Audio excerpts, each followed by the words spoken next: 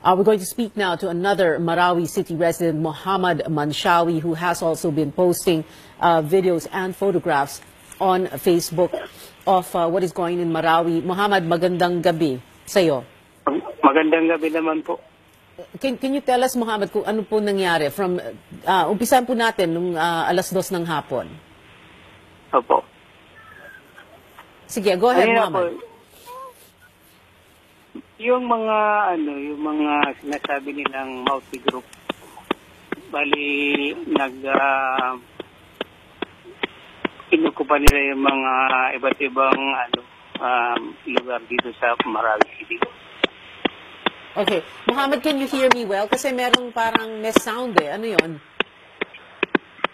Nasa ako siguro. Sa network siguro. Network, okay. So right now, Muhammad, ang sinasabi mo, merong pumasok na mga ilang lalaki nakita mo, ilang armed men ang nakita mo. Ito, we're showing yung video na pinost mo sa Facebook, ha? Based on kasi sa information, mga hindi lang yan, mga 50 by 100 yan kasi all entry and exit points ng Marawi City naka-position.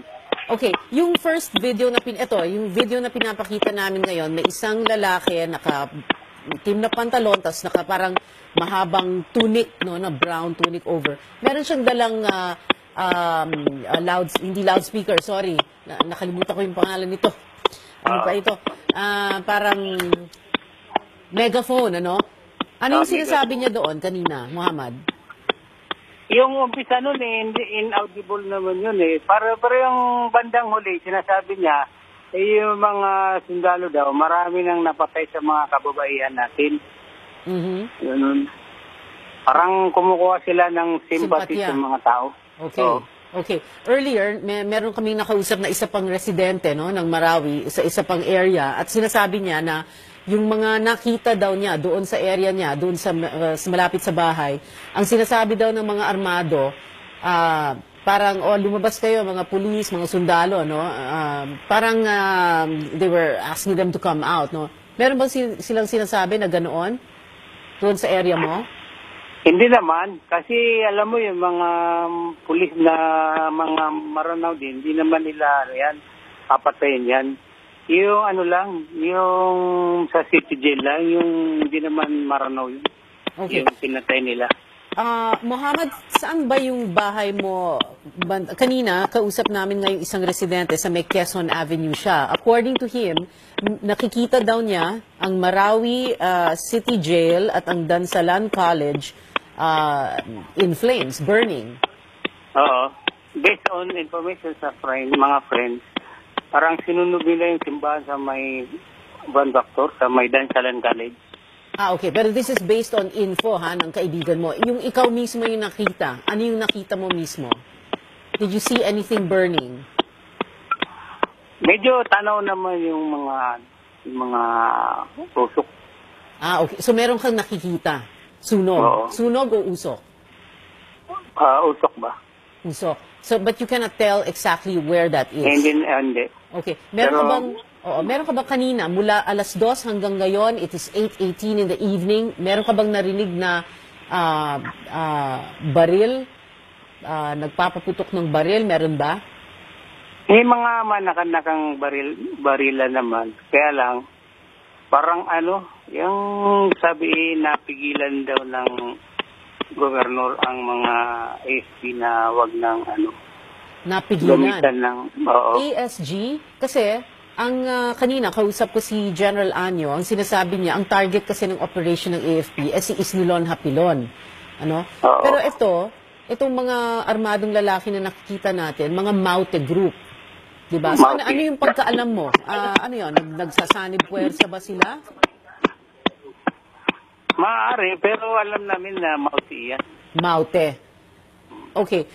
Kanina, kausap din namin yung, like I said, yung a resident there also in Marawi City. He was saying that this photograph ng isang police patrol car na merong na commandeer ng Maute Group na merong Black ISIS flag, ito lang yung nasa harap lang ng ng Amay Pakpak Medical Hospital.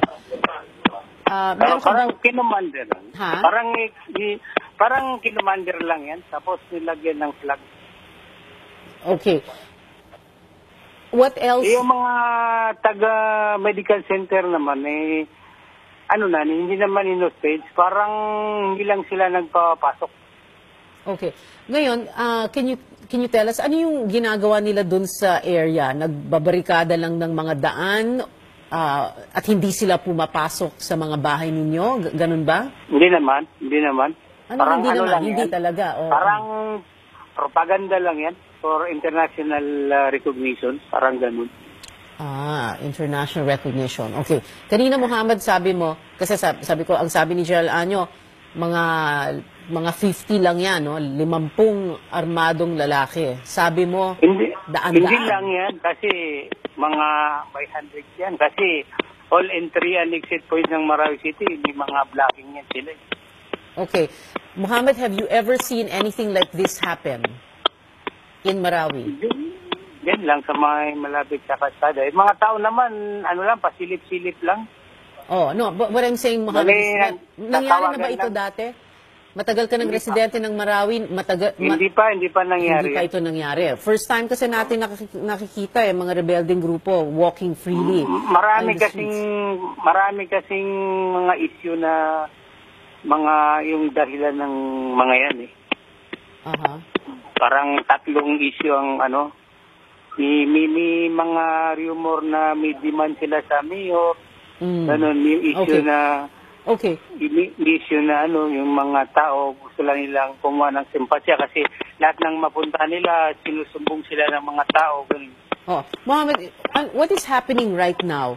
Meron bang putukan? Meron bang gulo? Meron bang naglalakad ng mga armadong lalaki dyan sa street ninyo? Meron ka bang nakikita? Wala na. Wala na. Lang sila. Nakaposisyon lang sila. Nakaposisyon. Yung mga sundalo kasi hindi na sila bumaba ng camp nila, yung campo sa may Campo Ranao. Campo Ranao, yun yung yung 1st Infantry Division. Pero merong reports na nag-attempt pumunta ng Campo Ranao ang mga lalaking ito, mga armado? Hindi naman. Hindi nila kaya yun. Okay. Parang lang yung Campo Ranao din, parang under negotiation sila ng governor, Mamintal Adyong, na wag muna silang wag nilang babaan yung mga armed group na yan para ma-negotiate nila na makaalis sila. Okay. Muhammad, kanina, we were showing, like, for example, again, this video of this man, one of the Mounted Group members walking on the street, may sinasabi siya sa megaphone, meron ka bang nakausap sa kanila ng harap-harapan or ganito lang, sa malayo mo lang sila natatanaw? Lumapit sa kanila. Ano, no? Siyempre, walang magkamaling lumapit sa kanila kasi mapagkamalang ka pang kasapi nila dyan. Okay. But are they observing, kumbaga ikaw halimbawa yung video na nakunan mo na ganito, no? So medyo ginagamit mo yung camera mo para kunan sila. Hindi ka nila nakikita. Hindi naman. Sila. Saka hindi naman nila yung civilian.